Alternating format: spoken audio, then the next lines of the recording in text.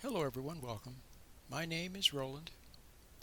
Today's program is going to be, as always, about important things. And one of the most important things, of course, is relationships. Because it really is all about relationships, isn't it?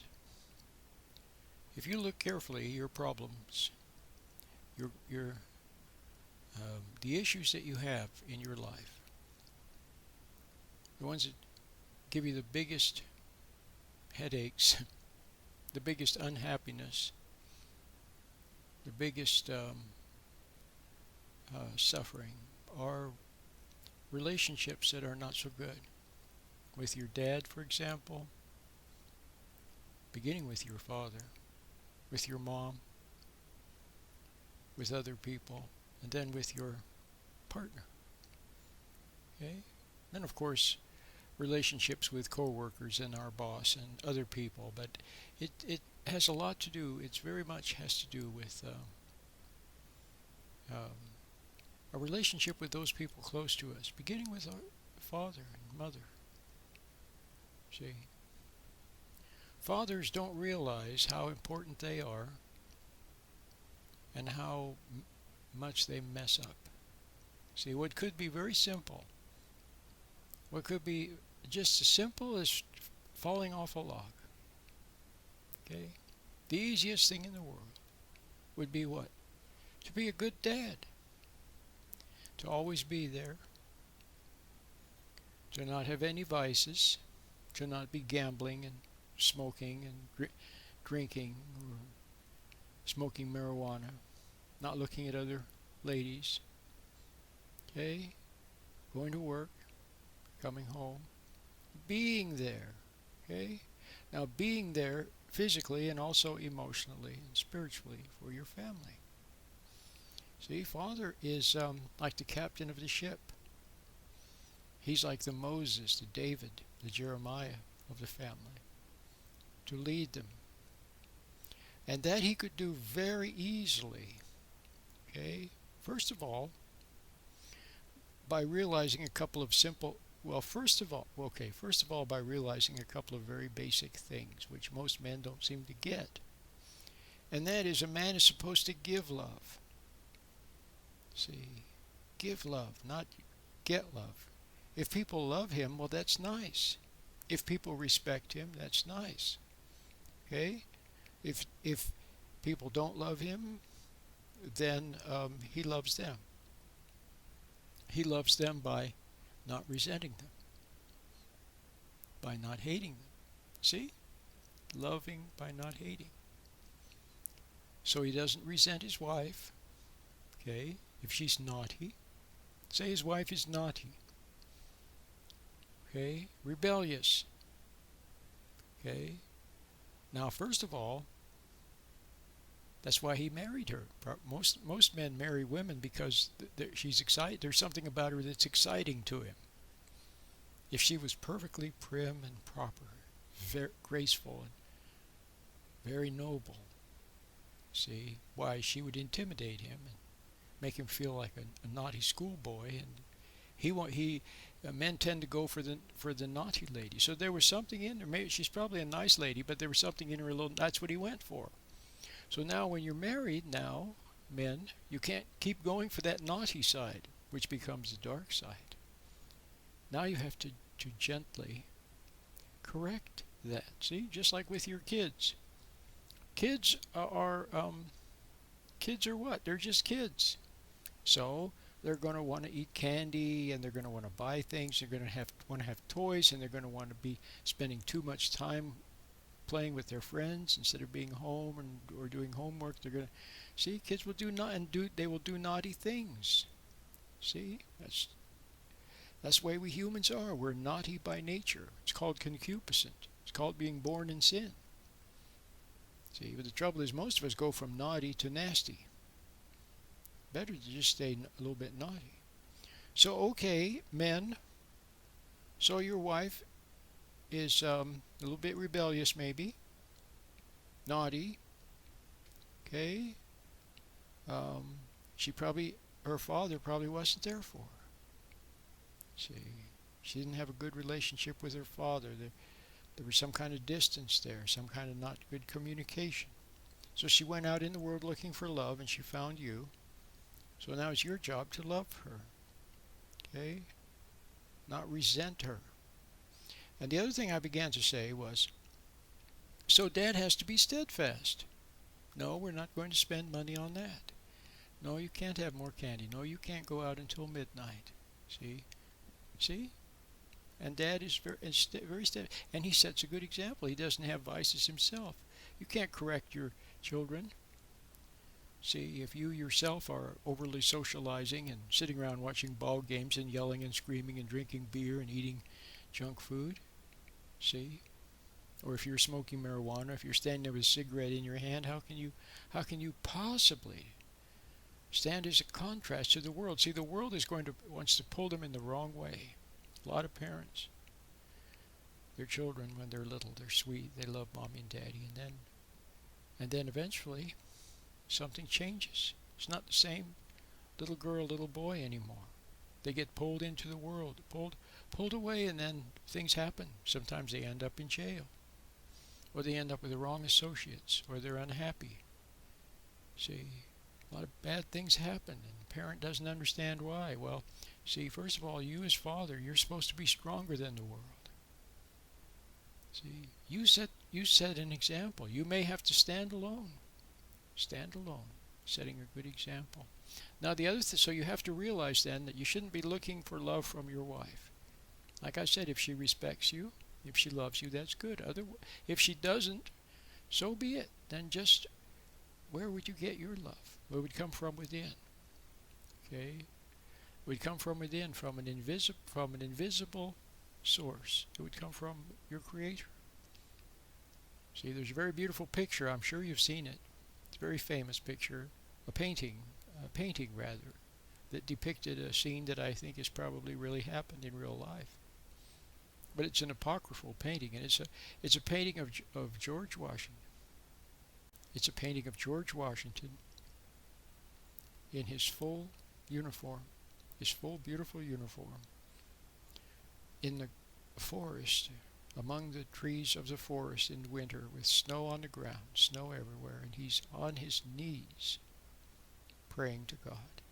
See, George Washington stood tall before men, on his knees before the Creator. So that's the way you need to be.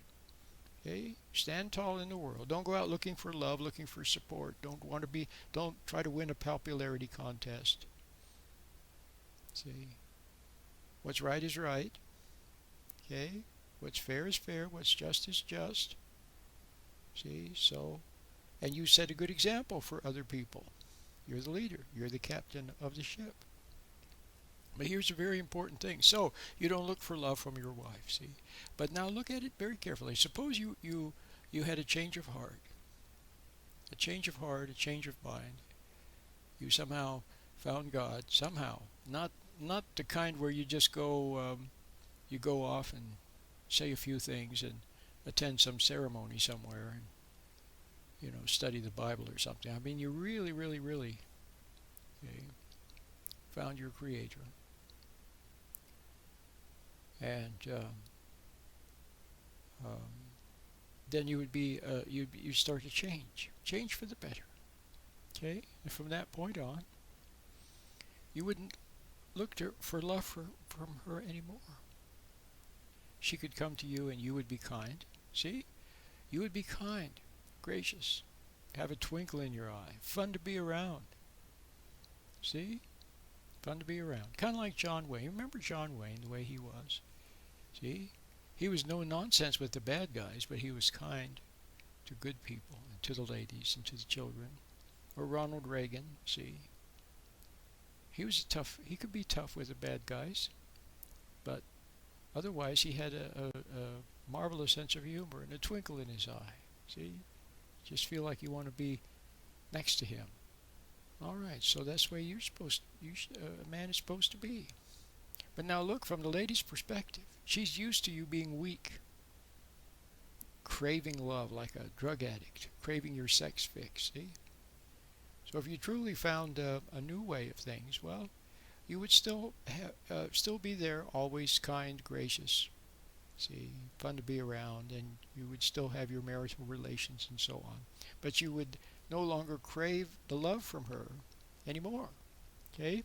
So at first she might think that you found another woman, accused you of finding another woman or something. Okay? But if it was real, if you really, really, really, really, really had a change of heart, which can happen just like that, it can happen by listening to someone like me. See, and the words penetrate, and you say, yes, I've been weak. I've been a womanizer. I haven't been there for my family, for my wife, for my kids.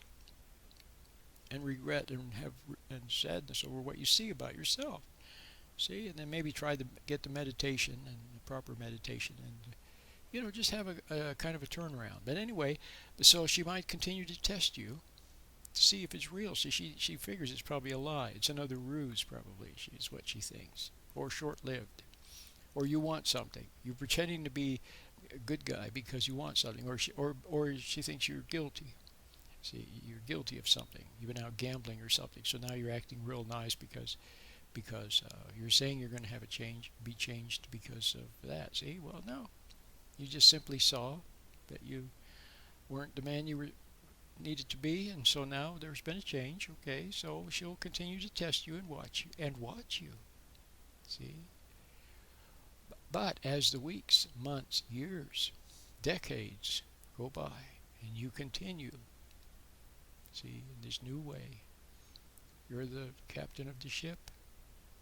See, you are the man of the family, and you have virtues, kindness, courage, long-suffering, patience, wisdom, see, increasingly. And she sees that, see, and she will respect you, okay, and maybe come to love you, but for sure she'll respect you. And the other thing is that once she sees that it's a real thing, then she can trust you, because she'll know that because you're no longer craving love, you're not going to be out going to other women or things like that. See, because you don't crave love. You don't need a woman's support anymore. Now you have God's support. See how that works? All right. So now you see love has two sides. Love has a stern side, a corrective side. But then it also has a tender side, a gentle side. Okay? A sweet side. And light-hearted. See? Fun to be around. Okay? Not mean and rigid, but principled, honorable, virtuous, but with a twinkle in your eye. See?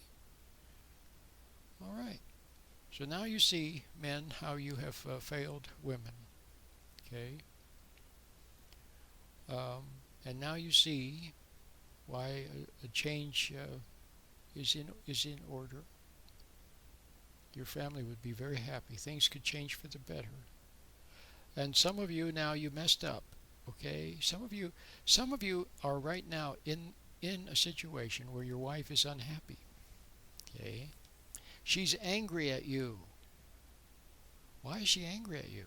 It's not because you squeezed the toothpaste on the wrong side, and not because you leave your socks laying on the floor, and it's not even the money. See, there's always, they fight over money, or they fight over this or that, but the real thing is that she needs you to be more fatherly.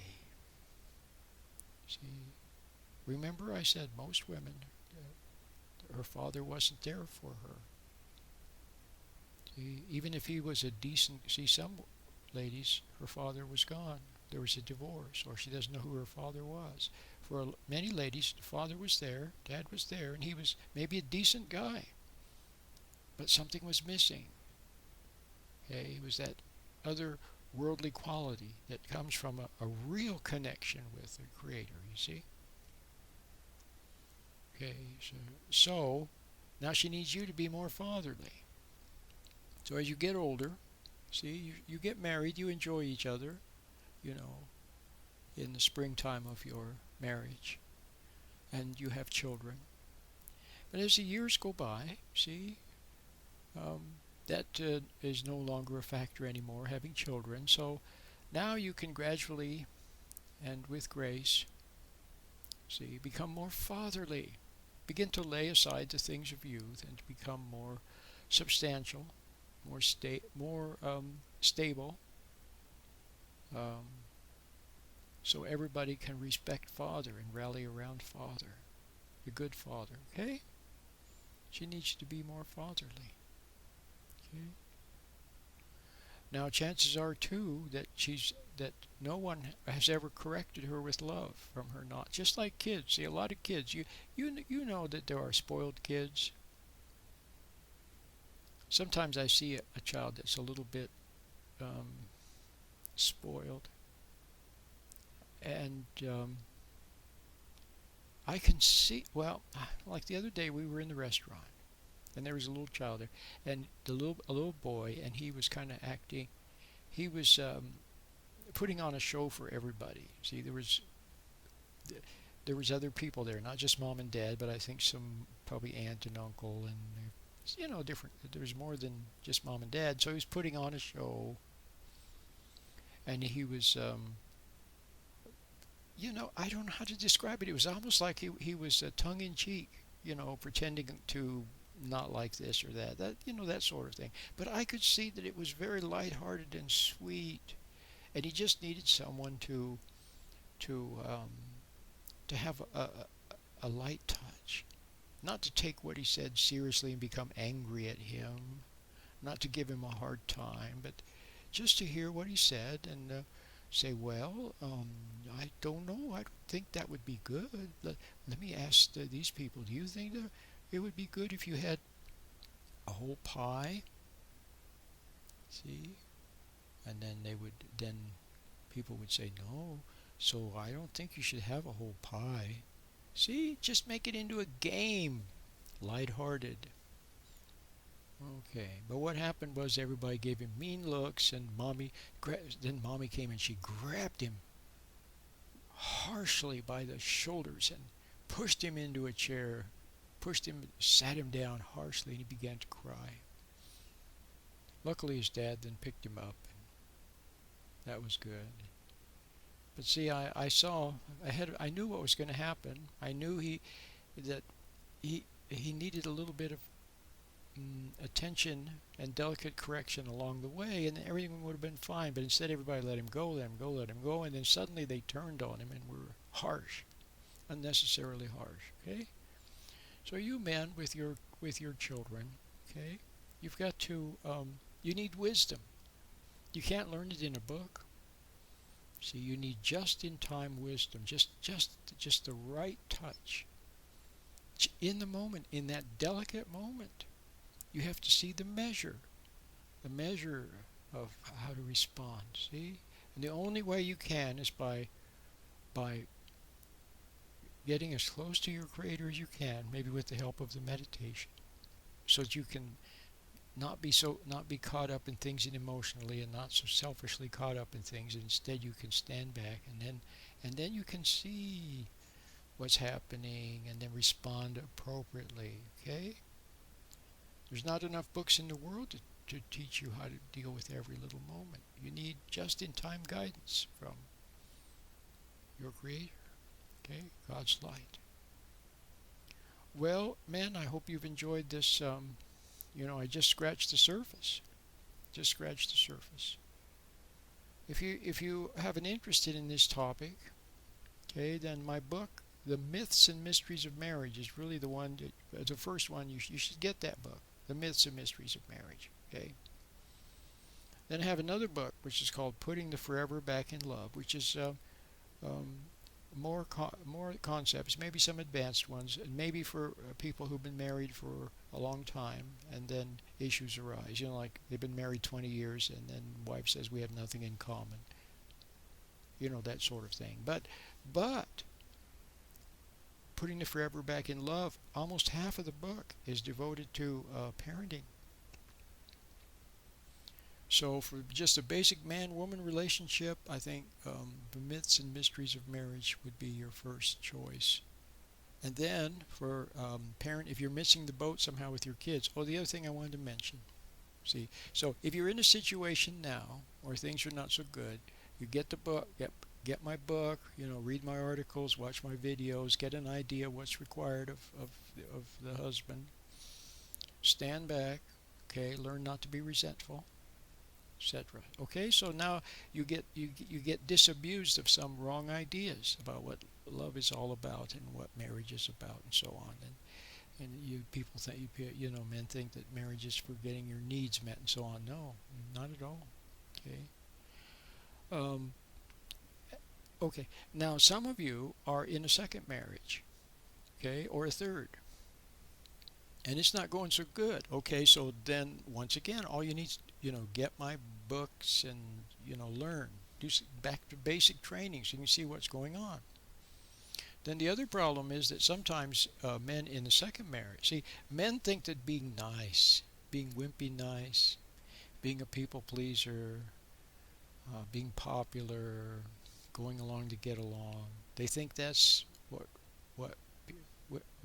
their wives want and their kids want. No, okay? They want dad. Sometimes they want dad to say no, okay? They want dad to stand for something, okay? But with a twinkle in your eye.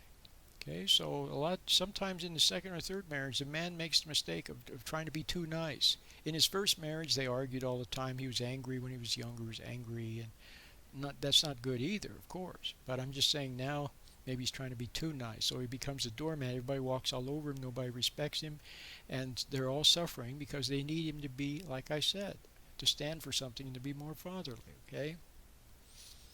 Now, some of you messed up before. Some of you are separated from your wife and kids, and there's hope of reconciliation. That'd be beautiful with your wife. That would be beautiful. Or your kids are angry at you, see, because you weren't there for them. So now you do need to read my books, watch some of my YouTube videos. I have some good ones on how to forgive and forget, and I forget all the different topics, but they're very good. So now if you messed up before and your kids are angry at you because you messed up and you weren't there for them, then they have some things that they want to tell you, and so you're going to have to let them. Now they may not want to have anything to do with you. You can't force yourself upon them. You can write them a letter. If they respond, that's nice. If they don't want to have anything to do with you, then you just have to leave them alone and go about your life. Okay? Okay? You have to give them that freedom. Don't run after them and pressure them. Okay? But if there's a little opening, they're willing to just talk to you, or to see you, then they will have some things that they're going to tell you about how you weren't there for them. See, and so on, and you're going to have to just bear the pain of hearing it and don't argue with them. See, because undoubtedly what they're going to be saying is true. Okay. All right, well, I hope you enjoyed this video. Get some of my books and so on, and do a little basic training and find out what see, you're not going to get you're not going to get answers out in society from the experts, the counselors, the book writers.